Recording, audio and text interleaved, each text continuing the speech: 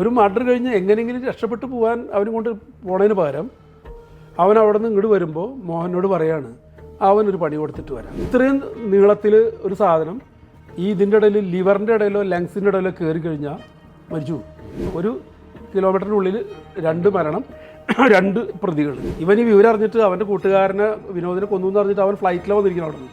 അങ്ങനത്തെ ഗുണ്ടയാണ് തിരുവനന്തപുരം ടൗണിൽ അറിയപ്പെടുന്ന ഗുണ്ടയാണ് പൂക്കട. Sir, Thiruvananthapuram Kattakada circle inspector ആയിരുന്നപ്പോൾ സംഭവിച്ച ഒരു ക്രൈമാണ്, അല്ലെങ്കിൽ ആ സമയത്ത് അന്വേഷിച്ച ഒരു കേസാണ് തച്ചോട്ടുകാവ് ഇരട്ട കൊലപാതകം. അതിൻ്റെ വിധി വരുന്നത് ഇക്കഴിഞ്ഞ വർഷമാണെന്ന് തോന്നുന്നു. അപ്പോൾ അതുമായി ബന്ധപ്പെട്ട കാര്യങ്ങൾ എന്തൊക്കെയാണ്? തിരുവനന്തപുരം കാട്ടാക്കടയിൽ മലയങ്കീഴ് എന്ന് പറഞ്ഞ പോലീസ് സ്റ്റേഷൻ അതിർത്തിയിലാണ് ഈ തച്ചോട്ടുകാവ് എന്ന് പറഞ്ഞ സ്ഥലം. ഒരു റോഡ് സൈഡിൽ ഒരു ഫാം ഹൗസ് ഉണ്ട്. ആ ഫാം ഹൗസ് നടത്തുന്ന ഒരു മോഹനാണ്. മോഹൻ ഓട്ടോറിക്ഷ ഡ്രൈവറായിരുന്നു. അതുകൊണ്ട് ഓട്ടോ മോഹൻ എന്നാണ് അയാൾ അറിയപ്പെടുക. അയാളുടെ ഫാം ഹൗസ് എന്ന് പറഞ്ഞു കഴിഞ്ഞാൽ ഒരുപാട് കോഴികൾ അങ്ങനെയൊക്കെ ആയിട്ടുള്ള ഒരുപാട്. അയാൾ കല്യാണമൊന്നും കഴിച്ചിട്ടില്ല. അയാൾ അത്യാവശ്യം കുറച്ച് പണ്ടൊക്കെ ചാരായ വിൽപ്പന എന്തൊക്കെ ഉണ്ടായിരുന്നു തോന്നുന്നു. അങ്ങനെ ഒരു ഒറ്റയാനായിട്ട് ഒരു വലിയ തടിയനായിട്ടുള്ള ഒരു വലിയൊരു ആചാരബാഹുള്ളൊരു മനുഷ്യൻ. പോലീസൊന്നും വാറണ്ടൊന്നും കൊണ്ട് അങ്ങോട്ട് ചെല്ലാൻ സമ്മതിക്കില്ല. കാരണം ആരെയും ചെന്ന് കഴിഞ്ഞാൽ വളർത്തുനായ്ക്കൾ ഒരുപാടുണ്ട്. 10-100 വളർത്തുനായ്ക്കളുണ്ട്. അതിനെ കഴിച്ചിടും. അത് കാരണം ഒരാൾക്ക് അതിൻ്റെ ഉള്ളിലേക്ക് കയറാൻ പറ്റാത്ത ഒരു പ്രത്യേക. പിന്നെ പോലീസ് മെനക്കെടേണ്ട വെച്ചിട്ടാണ് പോകാറുമില്ല. അങ്ങനെ ഇരിക്കുമ്പോൾ ഇവരെ ഗ്യാങ്ങിൽ ഒരു ഗ്യാങ് ഉണ്ട്, ഒരു ക്രിമിനൽ ഗ്യാങ് ഉണ്ട് ഇവന്. ആ ഗ്യാങ്ങിൽപ്പെട്ട ഒരു വിനോദ് എന്നോ മറ്റോ പറഞ്ഞിട്ടുള്ള ഒരുത്തൻ ഇവനവിടെ കാണാൻ വന്നു. അപ്പോൾ ഇവർ തമ്മിൽ എന്താ പൈസ കൊടുക്കലും വാങ്ങലുമായിട്ട് ബന്ധപ്പെട്ട് എന്തോ ഒരു തർക്കമുണ്ട്. അത് ഓട്ടോമാനം പൈസ തിരിച്ചു കൊടുത്തില്ല എന്നെന്തോ മറ്റോ പറഞ്ഞു. അങ്ങനെ ഇവൻ നന്നായിട്ട് മദ്യപിച്ചിട്ടാണ് ഈ വിനോദ് ചെല്ലുന്നത്. അവിടെ ചെന്ന് ഇവനായിട്ട് വഴക്കായി. ഈ ഓട്ടോമാനകത്ത് ഉള്ളിൽ പോയിട്ട് എന്തൊക്കെയോ വലിയ വടിയൊക്കെ എടുത്തിട്ട് വന്നിട്ട് ഇവൻ അവിടെ ഇട്ട് അങ്ങനെ അടിച്ചു. അടികൊണ്ട് അവൻ തളർന്നവിടെ വീണു. ഇനി അവിടെ കിടന്ന് ഒന്ന് ആവണ്ടെന്ന് വെച്ചിട്ട് അവിടെ നിന്ന് അവനെ പൊക്കി തോളിലിട്ടിട്ട് റോഡിൻ്റെ സൈഡിൽ കൊണ്ടിട്ടു. കുറേ കഴിഞ്ഞപ്പോൾ അവിടെ കിടന്ന് മരിച്ചു. ആദ്യത്തെ ഒരു മർഡർ. അപ്പോൾ വിവരം അടുത്തുള്ളവരൊക്കെ അറിഞ്ഞു. പോലീസ് അറിയാൻ കുറച്ച് വൈകി. ഇവനൊരു അളിയറുണ്ട്, ഒരു തങ്കരാജ് എന്ന് പറഞ്ഞൊരുത്തൻ. ഇതേപോലെ തന്നെ ഒരു ക്രിമിനൽ ഇതുള്ള ഒരുത്തനാണ്. അങ്ങനെ തങ്കരാജ് അവിടെ നിന്ന് പെട്ടെന്നപ്പോഴേക്കും ഒരു സ്കൂട്ടർ കൊണ്ടുവന്ന് എന്തായാലും ഇവിടുന്ന് രക്ഷപ്പെട്ടു പോകണം, പോലീസ് വരുന്നതിന് മുമ്പ് രക്ഷപ്പെട്ടു പോകാൻ വേണ്ടിയിട്ട് ഇവനെ പുറകിലിരുത്തി തങ്കരാജ് സ്കൂട്ടർ ഓടിച്ച് പോവാണ്. അപ്പോൾ ഇത്തിരി ദൂരെ പോകണം. അപ്പോൾ പെട്രോൾ അടിക്കണം. അപ്പോൾ തൊട്ടപ്പുറത്ത് പെട്രോൾ പമ്പുണ്ട്. അവിടെ പോയി പെട്രോൾ അടിച്ച് തിരിച്ചു വരികയാണ്. തിരിച്ചു വരുമ്പോൾ ഈ തച്ചോട്ടുകാവ് ജംഗ്ഷനിൽ ഒരു കാസറ്റ് കടയുണ്ട്. പണ്ട് കാസറ്റ് കൊടുക്കുന്നത്. അവിടെ ഒരു ശരത്ത് എന്ന് പറഞ്ഞ ഒരു 19-20 വയസ്സായ ഒരു പയ്യനുണ്ട്. അവനവിടെ നിൽപ്പുണ്ട്. അപ്പോൾ അവനോട് ഇവന് ഈ തങ്കരാജിന് പണ്ടെന്തൊരു എതിർപ്പുണ്ട്. കാരണം ഇവൻ്റെ ചാരായ വിൽപ്പനയെക്കുറിച്ച് അവരൊക്കെ DYFIയുടെ പിള്ളേരാണ്. അവരെന്തോ പരാതി കൊടുക്കുകയൊക്കെ ചെയ്തിട്ടുണ്ട്. അതിന് മാത്രം ഉള്ളൊരു വൈരാഗ്യമൊന്നുമില്ല. ഒരു പരാതി കൊടുത്തു, ആ ദേഷ്യമുണ്ട്. ഇവൻ ആദ്യത്തെ മർഡറിൽ അവൻ ചെയ്തിട്ടില്ല. അവൻ വന്നിട്ടേ ഉള്ളൂ. ആദ്യത്തെ മർഡർ ചെയ്യുന്നത് ഓട്ടോമാനാണ്. ഒരു മർഡർ കഴിഞ്ഞ് എങ്ങനെയെങ്കിലും രക്ഷപ്പെട്ടു പോകാൻ അവന് കൊണ്ട് പോണതിന് പകരം അവൻ അവിടെ നിന്ന് ഇങ്ങോട്ട് വരുമ്പോൾ മോഹനോട് പറയാണ് അവനൊരു പണി കൊടുത്തിട്ട് വരാം. അങ്ങനെ സ്കൂട്ടറോടെ ഇറക്കി നിർത്തിയിട്ട് ഇവൻ കയറി വരുന്നത് ശരത്ത് കാണുന്നില്ല. ശരത്തിൻ്റെ അടുത്തൊരു ആളായിട്ട് ആ കാസറ്റ് കുറിച്ച് സംസാരിച്ച് അങ്ങോട്ട് തിരിഞ്ഞ് നിൽക്കുകയാണ്. പെട്ടെന്ന് അവിടെ ചെന്ന് ഇങ്ങനെ കാണിച്ചപ്പോൾ അവൻ ഇങ്ങോട്ട് തിരിഞ്ഞതും കത്തി വെച്ച് കയറ്റി. അപ്പോൾ ഈ കത്തി എന്ന് പറഞ്ഞു കഴിഞ്ഞാൽ ഈ കളരിഭ്യാസികൾ പോലും അകന്നു നിൽക്കുന്ന പറയാം. സംഭവം അതിന് ഇത്രയും നീളം ഉണ്ടാവുള്ളൂ, പേനാക്കത്തി പോലെ. പക്ഷേ ഇത്രയും നീളത്തിൽ ഒരു സാധനം ഇതിൻ്റെ ഇടയിൽ ലിവറിൻ്റെ ഇടയിലോ ലങ്സിൻ്റെ ഇടയിലോ കയറി കഴിഞ്ഞാൽ മരിച്ചു. അതുകൊണ്ടാണ് ഇങ്ങനെ നിൽക്കുന്നത്. അതുകൊണ്ടാണ് ഈ അഭ്യാസികളൊക്കെ ഇങ്ങനെ നിൽക്കുന്നത്. കാരണം നേരെ ഇങ്ങനെ ചെന്ന് കഴിഞ്ഞാൽ ജസ്റ്റ് ഒന്ന് കുത്തി വലിച്ചാൽ അപ്പോൾ തീരുമാനം. അതാണ് അത്ര ഡേഞ്ചറസ് ആണ് സ്റ്റാബ് എന്ന് പറയുന്ന സാധനം. ഇതുപോലെ ഇവൻ നല്ല ഇതുള്ളതാണ്, ഈ കാര്യത്തിൽ വലിയ പ്രൊഫഷണൽ ക്രിമിനലാണ്. അവൻ ഒറ്റ കുത്തി തന്നെയാണ് ഈ ഇതിനകത്ത്. അതേപോലെ തന്നെ ഇവരെ കത്തിക്കൊക്കെ ഈ സിഗ്സാഗ് പോലെയാണ്, ഇങ്ങനെ മുള്ളു പോലെ ഉണ്ടാവും.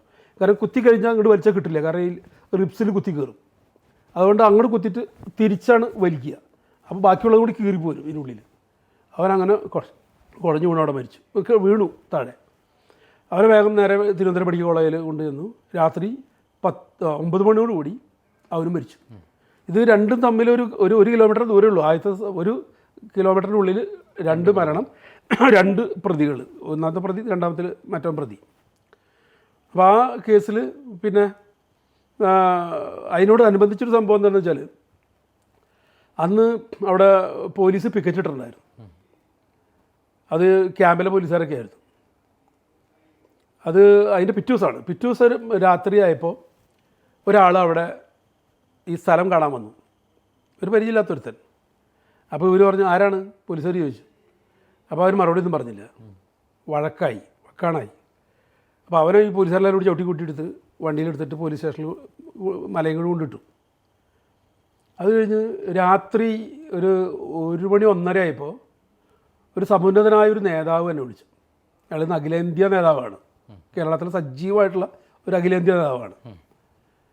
അദ്ദേഹം വിളിച്ചിട്ട് പറഞ്ഞു ഞാൻ ഇന്ന സ്ഥലത്തെ MLA ആണ്, ഈ പൂക്കട കണ്ണനെ പിടിച്ചിട്ടുണ്ടോ എന്ന് ചോദിച്ചു.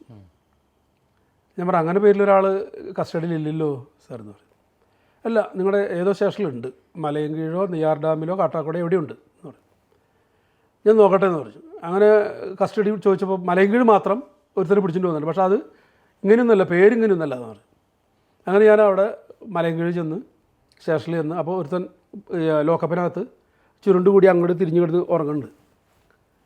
അപ്പോൾ ഞാൻ ഒരു സൈക്കോളജി ഉണ്ട്, നമ്മളൊരാൾ അങ്ങോട്ട് പോവുകയാണെങ്കിൽ പുറകിൽ നിന്നിട്ട് അവൻ്റെ പേര് വിളിച്ചാൽ അറിയാണ്ട് തിരിഞ്ഞു നോക്കും. ആ രീതി വെച്ചിട്ട് ലോക്കപ്പിൻ്റെ അവിടെ കൈ ഇങ്ങനെ അഴിമൂടെ വെച്ചിട്ട് ചോദിച്ചു കണ്ണാ വിളിച്ചു, തലേ നോക്കി. നീയാണോടാ പൂക്കട കണ്ണൻ? അതെ സാർ. ഓക്കെ, ഒന്നുമില്ല, നീ ഇവിടെ കിടന്നു എന്ന് പറഞ്ഞു. അപ്പോൾ അതൊരു വലിയൊരു വിഷയമായിരുന്നു. അപ്പോൾ ഇവനെ എന്തിൽ വെച്ച് ഇത് ചെയ്യണം? പോലീസുകാരെ ഒന്ന് ചീത്ത പറഞ്ഞു എന്ന് പറഞ്ഞാൽ ജാമ്യം കിട്ടുന്ന കുറ്റമാണ്. അവന് പോലീസുകാരെ ഉപദ്രവിച്ചിട്ടൊന്നുമില്ല, കള്ളക്കേസ് ഉണ്ടാക്കാൻ വയ്യ. അപ്പോൾ SP ചോദിച്ചു. അപ്പോൾ SP പറഞ്ഞു നമുക്ക് അവനൊരു പ്രിവെൻറ്റീവ് അറസ്റ്റ് കൊടുക്കാം. എന്ത് പ്രിവെൻറ്റീവ് അറസ്റ്റോടെ കൊടുക്കാൻ പറ്റും അത് എന്നോടും കൂടി ചോദിച്ചു. അപ്പോൾ ഞാൻ പറഞ്ഞു അന്നത്തെ എനിക്ക് 110 എന്ന് പറഞ്ഞ CRPC ഉണ്ട്, അത് വെച്ച് കൊടുക്കാം സാർ, പ്രിവെൻറ്റീവ് അറസ്റ്റ് വെച്ച് കൊടുക്കാം. അപ്പോൾ അവന് കംപ്ലീറ്റ് കേസുകൾ, ഇതുവരെ ഉണ്ടായ കേസുകൾ ജില്ലയിലത്തെയും പുറത്തുള്ളതൊക്കെ എടുത്തു. അവനെ നേരെ കളക്ടറെ തന്നെ അതിന് ഹാജരാക്കുക. കളക്ടർ അയ്യപ്പ സാറാണ്. അപ്പോൾ അവർ സംസാരിച്ചിട്ടുണ്ട്, ഇവിടെ കൊണ്ടുവന്ന് നമുക്ക് ചെയ്യാം. അവിടെ ചെന്ന് രാത്രി ചെന്നു. അപ്പോൾ അയ്യപ്പ സാറ് ഇവനോട് പറഞ്ഞു നീ ഒരു ബോണ്ട് എക്സിക്യൂട്ട് ചെയ്യണം, 3 ലക്ഷം രൂപ കെട്ടിവെച്ചാൽ ജാമ്യം തരാം. അതവൻ പ്രതീക്ഷിക്കുന്നില്ല. കാരണം അവനെ കളക്ടറേറ്റ് കൊണ്ടുപോകുന്ന ആരും പ്രതീക്ഷിച്ചില്ല. പിറ്റേ ദിവസം കോടതിയിൽ ഹാജരാക്കുന്ന നമ്മൾ സ്റ്റേഷനിലടക്കം പറഞ്ഞിരിക്കുന്നത് അങ്ങനെയാണ്, ഇവനെ നാളെ കോടതിയിൽ ഹാജരാക്കും. ഒരാളോടും ഈ കളക്ടറെ തീയാണ് കൊണ്ടുപോകണമെന്ന് നമ്മൾ പറഞ്ഞിട്ടില്ല. അവൻ്റെ 3 ലക്ഷം ഇല്ല, റിമാൻഡ് ചെയ്യാൻ പറഞ്ഞു. നമുക്ക് തൽക്കാലം അവന് ജയിലിടുക എന്നുള്ളതാണ് ഉദ്ദേശം ഉണ്ടായിരുന്നത്. അപ്പോൾ പട്ടക്കുളങ്ങര മറ്റോ സബ് ജയിലാണ്, അവിടെ കൊണ്ടിട്ടു. അപ്പോൾ അന്ന് ഇയാളുടെ വീട്ടിൽ ക്ലർക്കാരുമില്ല, ഈ കളക്ടർ വീട്ടിൽ. അപ്പോൾ പിറ്റേ ദിവസം രാവിലെയാണ് അതിൽ കാര്യങ്ങളും ഒക്കെ ഡോക്യുമെൻറ്റ്സൊക്കെ റെഡിയാക്കേണ്ടത്. പിറ്റേ ദിവസം അത് ഡോക്യുമെൻറ്റ്സ് റെഡിയാക്കുമ്പോൾ സ്വാധീനങ്ങളും സമ്മർദ്ദങ്ങളും വന്നു. ആ MLAയുടെ പാർട്ടിയാണെന്ന് ഭരിക്കുന്നത്. ഒരു 0 കുറഞ്ഞു, 3 ലക്ഷം എന്നുള്ളത് 3000 ആയി. പൂക്കടക്കണ്ണനെ സംബന്ധിച്ചാൽ 3000 എന്ന് പറഞ്ഞാൽ അവന് ചായ കുടിക്കുന്ന ആവശ്യമുള്ളൂ. കാരണം പൂവ് ഇവിടുന്ന് ബാംഗ്ലൂർക്ക് കൊണ്ടുപോകാനാണ് അവൻ്റെ, അവിടെ നിന്ന് ഇതൊക്കെയാണ് അവൻ്റെ ഫ്ലൈറ്റിലാണ് പോവുക. ഇവൻ ഈ വിവരം അറിഞ്ഞിട്ട് അവൻ്റെ കൂട്ടുകാരനെ വിനോദിനെ കൊന്നു എന്ന് പറഞ്ഞിട്ട് അവൻ ഫ്ലൈറ്റിലാണ് വന്നിരിക്കുന്നത് അവിടെ നിന്ന്. അങ്ങനത്തെ ഗുണ്ടയാണ്, തിരുവനന്തപുരം ടൗണിൽ അറിയപ്പെടുന്ന ഗുണ്ടയാണ് പൂക്കടക്കണ്ണൻ. ഇന്നുണ്ടോയെന്ന് എനിക്കറിയില്ല. അത് കഴിഞ്ഞ് അവൻ 3000 രൂപയല്ല, അത് അപ്പം തന്നെ എക്സിക്യൂട്ട് ചെയ്ത് അവൻ പുറത്തേക്ക് ഇറങ്ങി. അന്ന് വൈകുന്നേരമായപ്പോൾ കളക്ടറെ ട്രാൻസ്ഫർ ചെയ്തു. ഇതായിട്ട് ബന്ധപ്പെട്ടാണോ എന്നറിയില്ല, അല്ലെങ്കിൽ കളക്ടറായിട്ട് എന്തെങ്കിലും പറഞ്ഞ് മന്ത്രി ആരെങ്കിലും തർക്കമായിട്ടാണോ എന്നറിയില്ല. എന്തായാലും അന്ന് വൈകിട്ട് ഇമ്മീഡിയറ്റ് ആയിട്ട് ട്രാൻസ്ഫർ ഉണ്ടായി. അതാണ് ആ കേസ് അവസാനം തങ്കരാജ് രണ്ടുപേരും ജാമ്യത്തിൽ ഇറങ്ങുന്നതിനിടയിൽ തങ്കരാജ് ജയിലിൽ വെച്ച് ഹാർട്ട് അറ്റാക്കായിട്ട് മരിച്ചു തങ്കരാജ്. മോഹനൻ പരോളിലോ ജാമ്യത്തിലോ ഇറങ്ങിയിട്ട് പിന്നെ അവൻ പുറത്തേക്ക് വന്നില്ല, ആ ഒളിവ് പോയി. എന്നിട്ടൊരു 2 കൊല്ലം മുമ്പ് ഇവന് പിന്നെ ആന്ധ്രയിൽ നിന്ന് കഞ്ചാവ് കടത്തലായിരുന്നു പണി. ആന്ധ്രയിൽ കഞ്ചാവ് മേടിക്കാൻ പോയപ്പോൾ അവിടെ ആന്ധ്ര പോലീസ് പിടിച്ചു. എന്നിട്ട് കേരളത്തിൽ അന്വേഷിച്ചു ഇവിടെ എവിടെയെങ്കിലും പെൻഡിങ് ഉണ്ടോ ഇയാളുടെ പേരിൽ കേസ്. അങ്ങനെ ഇവിടെ കേസുണ്ടെന്ന് പറഞ്ഞിട്ട് അവനെ ഇവിടെ കോടതിയിൽ ഹാജരാക്കി, ഇവിടെ ജയിലിലാക്കി, വിചാരണ ആരംഭിച്ചു. നല്ല രീതിയിൽ 3 ദിവസം എന്നെ വിസ്തരിച്ചു. ഒരു കൊലക്കേസിലൊക്കെ ഏതൊരു കേസിലായാലും ഈ 12 മണി 11-12 മണി തൊട്ട് ഈ സാക്ഷി കൂട്ടി കയറി നിന്നിട്ട് വൈകിട്ട് 4:30 വരെ ആയിരക്കണക്കിന് ചോദ്യങ്ങൾക്ക് മറുപടി പറയുന്നൊരവസ്ഥ. പക്ഷേ ജഡ്ജ് വളരെ കോപ്പറേറ്റീവ് ആയിരുന്നു, കോടതി നല്ല കോപ്പറേറ്റീവ് ആയിരുന്നു. ഞാൻ 5:30 6 മണിയുടെ ട്രെയിനൊക്കെ ആണെങ്കിൽ ബുക്ക് ചെയ്യാനൊക്കെ ഓരോ ദിവസം ചെല്ലുക, ഒറ്റ ദിവസം വരാൻ പറ്റാറില്ല. എന്നാലും 3 ദിവസത്തെ അതിന് കണ്ടിന്യൂസ് ആയിട്ട് 1 കൊല്ലം മുമ്പ് അതിൽ വിചാരണ കഴിഞ്ഞു, വിധി വന്നു. ഓട്ടോമോഹനെ ജീവപര്യന്തത്തിന് ശിക്ഷിച്ചു. അപ്പോൾ നമുക്ക് ഒരുപാട് ചാരിതാർത്ഥ്യവും തൃപ്തിയും തോന്നില്ല. എന്നാലും ഒരു ക്രിമിനലായി നടന്ന ഒരാൾ ഒരു കാര്യമില്ലാതെ മദ്യപിച്ച് വന്ന ഒരാളെ കൊല്ലുക, അവനെങ്ങനെ വീണ്ടും സമൂഹത്തിൽ ഇറങ്ങി നടന്നാലുണ്ടാകുന്ന അതിൻ്റെ ഒരു ഇതുണ്ടല്ലോ. അപ്പോൾ ഒരു ഡിറ്ററിങ് എഫക്റ്റിന് വേണ്ടിയിട്ട് അതിന് ഒരു എൻജോയ്മെൻറ്റ് അല്ല സന്തോഷം കണ്ടെത്തുന്നത് മാത്രമേ ഉള്ളൂ. ഇങ്ങനെ ഈ ക്രിമിനൽ കേസുകളിൽ പെടുന്ന പ്രതികൾ ഈ ആന്ധ്രാപ്രദേശിലേക്കൊക്കെ പോയി ഈ കഞ്ചാവ് ഇങ്ങോട്ടേക്ക് കയറ്റിയേക്കുന്നൊരു ഒരുപാട് കേസുകൾ കേട്ടിട്ടുണ്ട്. അതെങ്ങനെയാണത്? ഇവിടെ ഇപ്പോൾ അധികം പല ജാതി ഹൈബ്രിഡ് കഞ്ചാവൊക്കെ ഉണ്ട്, വളരെ അതിനൊക്കെയാണ് ഡിമാൻഡ്. പണ്ട് നമ്മൾ ഇടുക്കി ഗോൾഡ് എന്നൊക്കെ പറഞ്ഞിട്ടുള്ളതിനൊക്കെയായിരുന്നു. ഇപ്പോൾ ഈ അതിഥി തൊഴിലാളികൾ വരുമ്പോൾ മിക്കവരും അവരെ സാധനമുണ്ട്.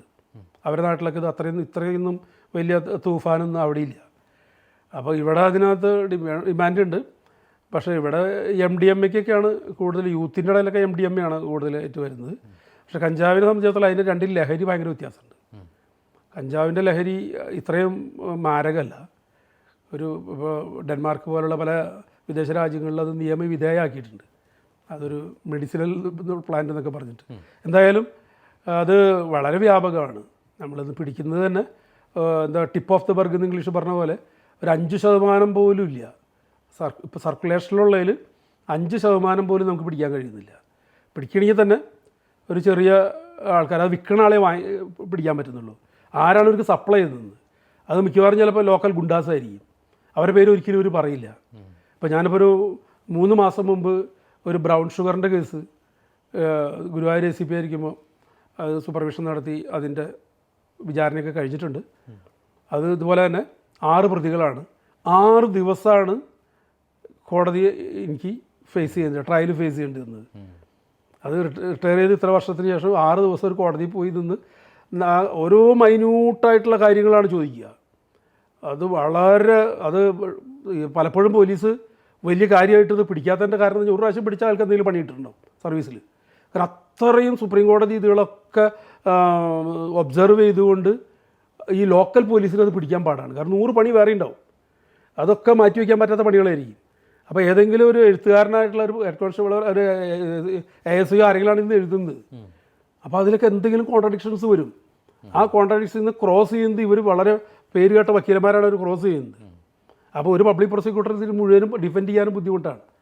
അപ്പോൾ ഈ പറയുന്ന മയക്കുമരുന്ന് കുറേ പ്രചാരം നടത്തിക്കൊണ്ട് മാത്രമേ ആവില്ല. അത് ശരിക്കും എക്സൈസ് ഡിപ്പാർട്ട്മെൻറ്റിന് നാർക്കോട്ടിക് സെൽ ബ്യൂറോ തന്നെ കേന്ദ്ര മാതൃകയിൽ കേരളത്തിൽ വന്ന് അതിനുവേണ്ടി മാത്രമേ വിങ്ങുണ്ടായാൽ മാത്രമേ ഇതിനകത്ത് എന്തെങ്കിലും എഫക്റ്റ് ഉണ്ടാവുള്ളൂ.